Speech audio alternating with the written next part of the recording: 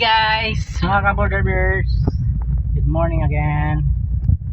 So, ingat ko karon sa gas station.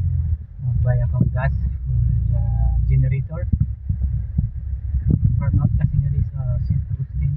Problema lang sa din. Hey ma'am, good morning ma'am. Burn out kasi nga guys, mga ka-borderers. That's why adding gas for generator because we have two mass here in North Agustin, Agustin.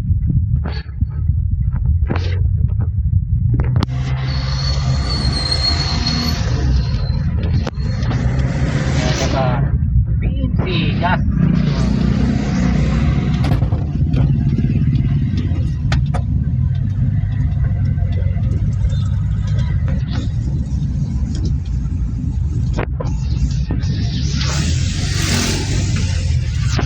Bye bye.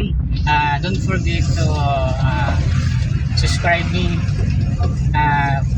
Please push the button for the notification bell para palaging kayong update sa mga videos ko guys, mga ka-borderers. Bye bye. God bless you all.